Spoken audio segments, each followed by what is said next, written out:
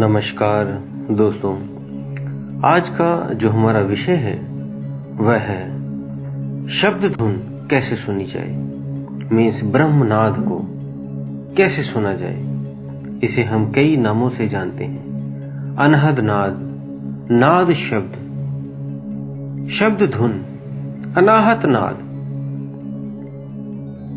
कई शब्दों से हम इस शब्द को जानते हैं। ये जो मामला है ये आकाश तत्व का है।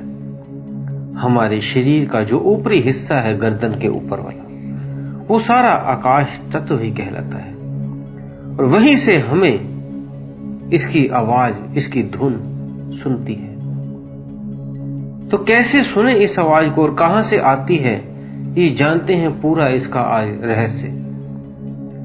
तो दोस्तों, आपका स्वागत है हमारे चैनल में आत्मा से परमात्मा का सफर।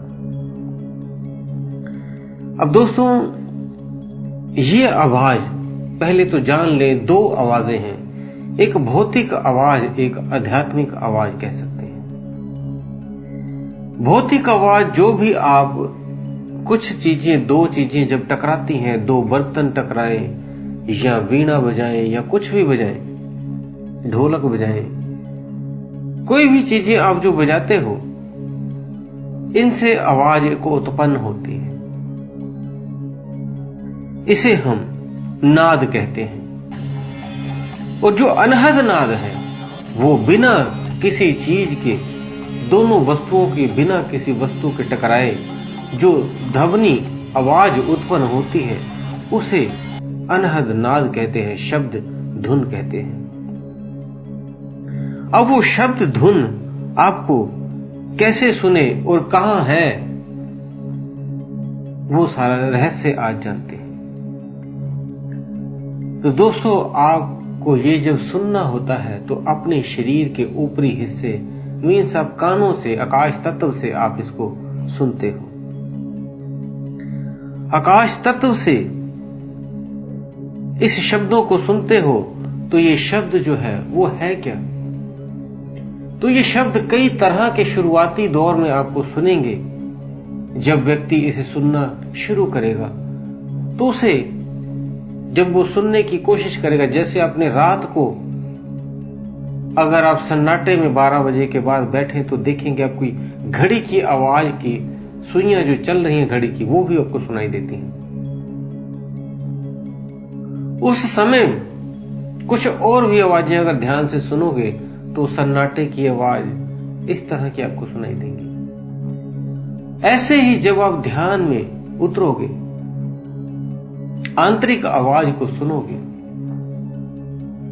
तो आपको अलग अलग आवाजें भी सुनाई देनी शुरू हो जाएंगी। जैसे जैसे आवाजों को आप सुनोगे वैसे वैसे आवाजें पहले बढ़ती जाएंगी, जिसे 10 रूपों में हम जानते हैं। 10 तरह के नाद सुनाई देते हैं। ढोलक, बंसुरी, वीणा, घंटियां, पानी की खनखनाहट, इस तरह आदि आदि आवाजें सुनाई देती हैं। तो ये आवाजें जो आपको सुनाई देने लगती हैं, तो लास्ट में जाकर ये जो एक रूप लेती है वो है ओम की ध्वनि। तभी संतों ने भी इसको कहा है, गुरु नानक देव जी ने भी कहा है, एक ओंकार कर्ता पूरक। तो वो जो एक ओंकार है वो कहां है ये जानते हैं। जिस भी जगह आप रहते हो, ब्रह्मांड के हर कण कण में ये ओम विद्यमान है। साइंस ने भी कई चीजों को जब चेक किया तो उसकी वाइब्रेशन, धरती की वाइब्रेशन ओम है। ऐसे ही किसी भी ग्रह को जब चेक किया तो जब उसे ट्रांसलेट किया गया उस भाषा को, तो वो एक ओम के जैसे ध्वनि बज रही है।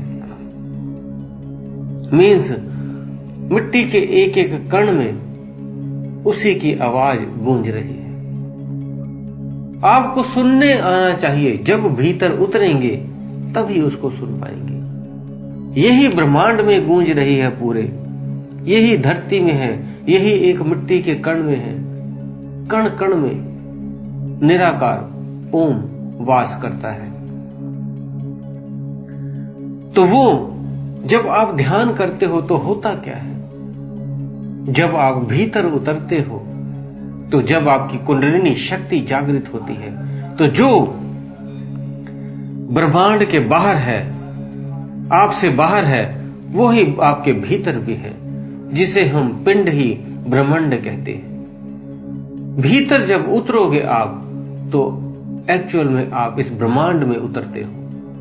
तो जो आवाजें आपके चक्रों पे आती हैं, वही ब्रह्मांड में आती हैं। तो आपके चक्रों में पहले अलग अलग तरह की आवाजें सुनाई देती हैं, जिसे हम 10 तरह के नाद कहते हैं। जब वो एक्टिवेट होते हैं ध्यान के कारण, जब आप ध्यान करते हो, तो ऊर्जा जैसे जैसे उठती है, जिस चक्र पे जाकर उसे घुमाती है, उस चक्र की 1 से 2 आवाजें आती हैं। वो आवाजें आपको नाद के रूप में सुनाई देती हैं। तभी बाहरी रूप में भी उसे संगीत का रूप दे दिया गया है। बाहरी रूप जो है, तभी कई संगीत से भी कुंडलिनी शक्ति जागृत कर देते हैं।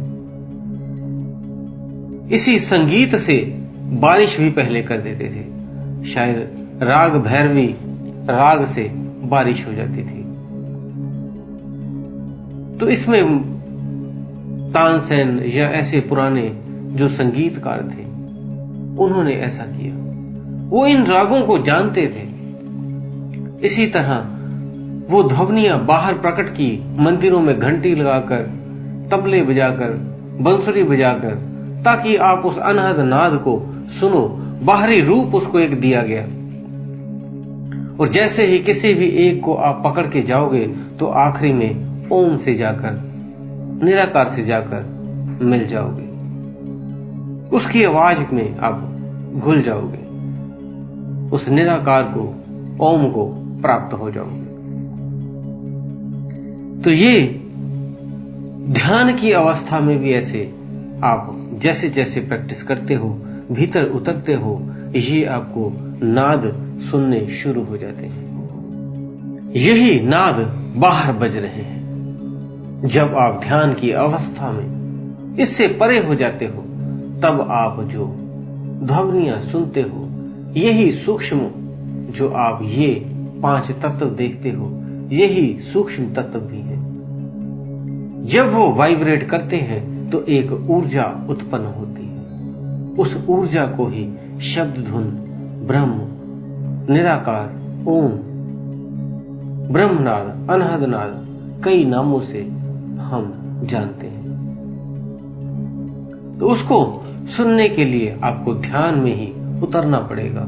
जब आप भीतर उतरोगे, तब उस आनंद को, उस ब्रह्म को सुन सकोगे, महसूस कर सकोगे और एक हो सकोगे। तो दोस्तों, उम्मीद है दी हुई जानकारी से आप संतुष्ट हो। इसको सुनने के लिए भी कुछ उपकरण भी आप प्रयोग कर सकते हैं। आंखों में ब्लैक पट्टी, काले रंग की पट्टी बांध लें, ताकि कुछ देखे ना। कानों में भी एयर प्लग लगा के आप थोड़ा छुरु छुरु, अगर नहीं आपको सुनाई देती तो आप एयर प्लग का प्रयोग कर सकते हैं। ध्यान रहे, लगाने की आप टेक्निक जो है वो YouTube से कहीं से भी आप सीख लें। अन्यथा आप एक बार में खींच के निकालेंगे तो कानों में प्रॉब्लम हो सकती है, क्योंकि वैक्यूम बन जाता है, हवा बन जाता है। तो इसलिए लगाना, आप निकालना लगाना दोनों सीख लें, फिर ही इसे लगाएं। है तो आसान, लेकिन फिर भी एक बार सीख लें और फिर आप ध्यान की अवस्था में बैठ जाएं। आंखें बंद, कान बंद, आंतरिक ध्वनियों को सुनना शुरू कर दें। जैसे जैसे आप सुनते रहेंगे, वैसे वैसे ही एक न एक दिन आप उससे लय हो जाएंगे। तभी जब संगीत बजता है, तो हर व्यक्ति का शरीर हिलने लगता है, नाचने लगता है, अंदर अंदर से, और कई बाहरी रूप से भी नाचने लग जाते हैं। यही संगीत उस 10 अनहद नादों का एक एक रूप, या उससे विखंडन करा हुआ रूप बाहर की तरफ फैला हुआ है। इसे ही भीतर सुनना शुरू कर दें, तो आप जैसे बाहर नाच गाकर आनंद लेते हैं, वैसे भीतर भी आनंद से आप भर जाएंगे। उम्मीद है दोस्तों दी हुई जानकारी से संतुष्ट होंगे। फिर भी कोई प्रश्न है तो आप हमें कमेंट बॉक्स में लिख सकते हैं। इसी के साथ दोस्तों हम विदा लेते हैं।